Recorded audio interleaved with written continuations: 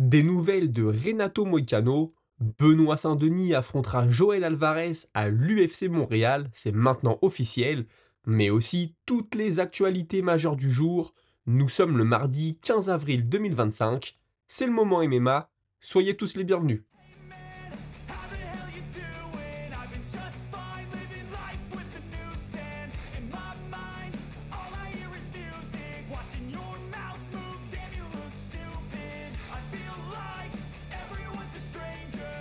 Small talk with your narcissist. Et on démarre avec Sean O'Malley, l'ancien champion des poids coqs, qui a perdu sa ceinture au mois de septembre lors de sa dernière apparition face à Merab Dvalishvili.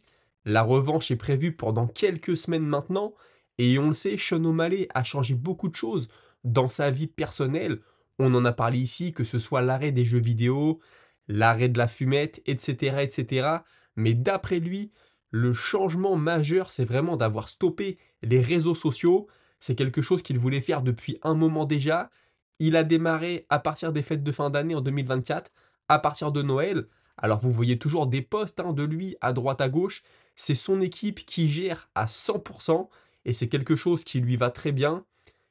On le sait aussi, il était blessé lors de son combat face à Merab Dvalishvili, une blessure à l'épaule qu'il a contractée 2 semaines avant d'accepter le combat, donc ce qui fait 10 semaines avant l'échéance, avant le jour du combat.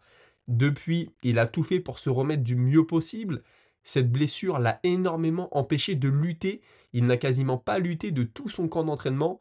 Alors ça peut sonner comme des excuses, bien sûr. En tout cas, c'est ce que lui nous a expliqué. Et malgré cette blessure, il le sait, sa performance n'a pas été parfaite, mais il est quand même plutôt satisfait au vu de sa préparation, de ce qu'il a réussi à faire. Cette revanche, il la voulait absolument, surtout pour battre Merab Dvalishvili, et même si la ceinture n'était pas en jeu, le plus important, c'est vraiment de battre Merab et pas d'aller rechercher la ceinture. D'ailleurs, il est très reconnaissant envers l'UFC de lui donner cette opportunité. Il sait que ce n'est pas le cas pour tout le monde, Beaucoup de combattants perdent leur ceinture et doivent recombattre avant de nouveau avoir leur chance ou même avant de recroiser la route de celui qui les a battus. Aujourd'hui, son entraînement a aussi changé. Il consacre quasiment 2 heures par jour à la récupération, que ce soit des saunas, des bains froids, des bains chauds, des étirements, etc. Il veut durer dans le temps. D'ailleurs, si son corps lui permet et s'il continue à avoir de bons résultats dans l'octogone, il se verrait bien combattre jusqu'à 40 ans. Et dans l'absolu, rester chez les poids coqs, bien sûr, même s'il n'exclut pas dans quelques années, pourquoi pas, de monter d'une catégorie. Un mot maintenant du nouveau venu à l'UFC, Aaron Pico, qui a confirmé ce qu'on avait déjà dit, à savoir qu'il avait accepté d'affronter Movsar Evloev. Le russe, lui aussi, avait accepté, mais il semblerait que son équipe, à Movsar, lui a conseillé d'attendre sa chance pour le titre. Donc le combat est tombé à l'eau. Lui, en tout cas, il se tient prêt, il s'entraîne beaucoup, il est en bonne forme, son poids est bon aussi. Donc quand il aura l'appel de l'UFC, il sera prêt à y aller. Il s'est dit prêt aussi à prendre un short notice contre n'importe qui. Il sait que c'est quelque chose qui peut arriver pour les débuts à l'UFC. Il sait très bien aussi que l'élite de la catégorie va sûrement lui dire qu'il doit faire ses preuves, qu'il doit prouver quelque chose avant d'obtenir le droit de les affronter. Pour lui, c'est pas un problème, il affrontera la personne qu'on mettra en face, peu importe le classement et peu importe la carte. On lui a demandé s'il préférait être sur un gros pay-per-view ou au moins dans une salle avec du public plutôt qu'à l'Apex. Ça ne fait aucune différence pour lui. Il a aussi déclaré qu'il avait toujours voulu signer dans la Big League et que c'est son rêve depuis qu'il est enfant, que si tu n'es pas champion à l'UFC, tu ne peux pas déclarer être le meilleur du monde. Et puis, afin d'écrire sa légende, il est prêt à aller affronter de gros combattants chez eux, dans leur ville ou dans leur pays. Il a parlé par exemple de Rodriguez ou de Lopez, pourquoi pas au Mexique. Écoutez, on ne peut bien sûr pas trop s'avancer sur ce que va donner sa carrière à partir de maintenant à l'UFC, mais en tout cas, je pense qu'on peut dire qu'il arrive avec la bonne mentalité. Mateusz Gamrot, qu'on n'a pas vu depuis l'été dernier, et sa défaite assez serrée contre Dan Hooker, une défaite d'ailleurs très dure pour lui, il l'a dit, j'étais tout proche du titre, et malheureusement, je me prends cette défaite, ça me fait dégringoler au classement, je perds mon tour, comme on dit. Maintenant, il estime avoir beaucoup appris de ça et s'être amélioré. Depuis le mois de janvier, il s'entraîne beaucoup, il est monté d'intensité, il est maintenant prêt à revenir n'importe quand, contre n'importe qui. Maintenant, si on lui laissait le choix, il aimerait sa revanche contre Benel Dariush. C'est vrai que déjà à l'époque, il avait perdu alors qu'il était vraiment tout proche de la ceinture. Encore une fois, un combat assez serré. Je peux comprendre qu'il ait ce combat en travers de la gorge. Et puis surtout que s'il y a un moment où Benel Dariush est prenable, je pense que c'est bien en ce moment. Renato Moicano, lui, est revenu sur son dernier combat au mois de janvier. On s'en souvient, c'était contre Islam Makhachev. Il était censé combattre sur la carte. Il y a eu des changements tout là-haut, donc il a vu le short notice contre Islam Makhachev. Il a perdu au premier round, malheureusement pour lui. Maintenant, si c'était à faire, il le referait. Pourquoi? Parce qu'il a pris énormément d'argent et il le sait, il est plus proche de la fin de sa carrière que du début et ça lui a aussi apporté énormément de notoriété.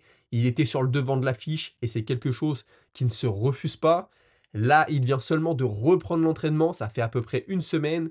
Il aimerait être de retour pour le mois de juin, idéalement lors de l'International Fight Week, toujours pour les mêmes raisons. Ce serait une grosse carte, ça va faire du bruit, beaucoup de personnes vont regarder, c'est bon pour son image. Et puis sinon, son avis sur la catégorie actuellement, c'est que Islam Makhachev devrait affronter Ilia Topuria, mais le russe serait stylistiquement avantagé contre Justin Gaethje, même si d'après lui, Justin Gaethje, aujourd'hui, ne mérite pas sa chance. Vous le savez, Jalin Turner a pris sa retraite, il est pourtant pas bien vieux, on aurait pu croire qu'il avait encore de belles années devant lui. Ce qu'il a expliqué, c'est que c'est une décision qui est venue en plusieurs étapes. Ça a commencé lors de sa victoire face à Bobby Green.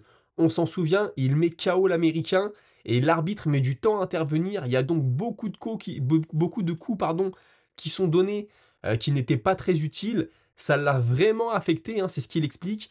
Quand il a affronté Moïcano, ça a été le contraire. Il a envoyé Moïcano au tapis et il ne s'est pas jeté sur lui pour le terminer. Finalement, ça lui a coûté le combat. Il y a aussi eu un déménagement, un changement de camp de Californie en Floride. Il s'est séparé d'un coach. Ça faisait beaucoup de changements pour lui. Et puis, s'il est assez réel, l'envie a tout simplement disparu. La motivation a disparu. On lui a demandé s'il avait gagné son dernier combat face à Bahamondes. Est-ce qu'il aurait continué? Il pense que oui. Il pense qu'il avait encore 2 combats en réserve. Si ça avait été le cas, maintenant il est plutôt droit dans ses bottes avec sa décision. Il ne pense pas revenir, sauf si vraiment dans quelques années, l'envie était de retour. Si vraiment il sentait que le combat lui manquait, mais à l'heure actuelle, il n'y croit pas du tout. C'est maintenant officiel, on savait que Benoît Saint-Denis serait de la partie pour l'UFC Montréal au mois de mai, on ne savait pas encore contre qui, la rumeur l'envoyait combattre l'Espagnol Joël Alvarez, c'est maintenant officiel, c'est bien l'Espagnol qui se dressera face aux Français, un combat très intéressant, quand tu compares les carrières, tu as l'impression que Joël Alvarez aujourd'hui a le vent dans le dos comme pouvait l'avoir Benoît Saint-Denis il y a encore 2 ans, défaite interdite bien sûr pour le Français. Dustin Poirier, on sait que son combat de retraite approche, il l'aimerait cet été dans son état en Louisiane. Est-ce que ce sera le cas? On ne sait pas. Par contre, il a déclaré qu'on aurait des informations très intéressantes dans les 2 prochaines semaines. On parlait hier de Mike Perry qui a invité Darren Till à venir l'affronter dans son organisation, le Dirty Boxing. Sachez qu'il lui a fait une offre de 350 000 dollars pour que le combat se fasse. La balle est maintenant dans le camp de Darren Till. Jean Silva, ce week-end, a soumis Bryce Mitchell, une soumission que d'après lui, il a énormément travaillé à l'entraînement. Pendant 2 mois, il l'a travaillé, celle-ci en particulier. Il voulait la placer à Bryce Mitchell. Et c'est chose faite. Khamzat Chimaev tweet « Good news ». Il semblerait donc qu'un nouveau combat arrive pour lui. Est-ce que c'est le combat pour la ceinture? C'est ce que tout le monde croit. C'est vrai que ça ferait assez de logique suite à sa dernière prestation face à Robert Whittaker. Dana White a été interrogé ce week-end. Il a expliqué que c'était dans les tuyaux, qu'il travaillait dessus, mais que rien n'était officiel pour l'instant. Ce qui se dit, c'est que ça pourrait être pour l'International Fight Week, donc à la fin du mois de juin. Benel Dariush, je vous disais la semaine dernière que Mauricio Roffi voulait l'affronter, qu'il était plutôt confiant. Aujourd'hui, Benel Dariush a répondu. D'après ce que lui a communiqué l'UFC, il sera de retour au mois de juin, mais pas contre Mauricio Roffi, plutôt contre Renato Moicano, combat qui était tombé à l'eau au mois de janvier, justement. On en parlait tout à l'heure. Les amis, pensez à liker, vous abonner si ce n'est pas déjà fait et surtout commenter, puisque tout de suite on passe à votre moment avec la Minute Auditeur. Et je commence avec DBRX qui me dit Paddy, qui dit qu'il a réussi à finir Chandler, mais pas Charles, alors que Charles a littéralement fini Chandler plus rapidement que Paddy dans le premier combat. D'ailleurs, sans le deuxième combat entre Oliveira et Chandler, Paddy aurait eu beaucoup moins d'infos sur Chandler, parce que c'est Charles qui a complètement exposé Chandler. Je vois bien Paddy contre Geji. Alors déjà, Paddy contre Geji, oui, en effet, je pense que c'est jouable. Quand Pimblett disait que Oliveira n'avait pas réussi à finir Chandler, forcément il faisait référence au deuxième combat. Et ce que tu dis est vrai, il y a eu beaucoup d'informations qui ont pu être emmagasinées par Paddy Pimblett suite à ce deuxième combat. C'est quelque chose sur lequel je te rejoins. Mathieu 77-22, je fais partie de ceux qui avaient encore des doutes sur les capacités de Pimblett. Après ce combat, je constate qu'il a parfaitement les armes pour se frotter au meilleur de sa catégorie. C'est vrai que là, il a prouvé, il a impressionné. Moi, personnellement, j'ai encore des doutes, surtout sur sa défense. Franchement, quand il échange dans la boîte, il fait vraiment très très peur. Contre certains très bons boxeurs, ça pourrait vraiment être compliqué pour lui. Maintenant, c'est passé, donc on ne peut pas dire grand-chose. Et tu ajoutes, pour ce qui est de Volk, quel combat, même si on a eu le droit à notre lot de frayeur, Lopez est vraiment un combattant très dur. Il a très peu vacillé malgré les coups qu'il a pu prendre. Moi, Lopez m'a impressionné aussi, je l'attendais pas à ce niveau, que ce soit au niveau du cardio, au niveau de la défense de takedown qui a été excellente. C'était une très belle prestation de sa part.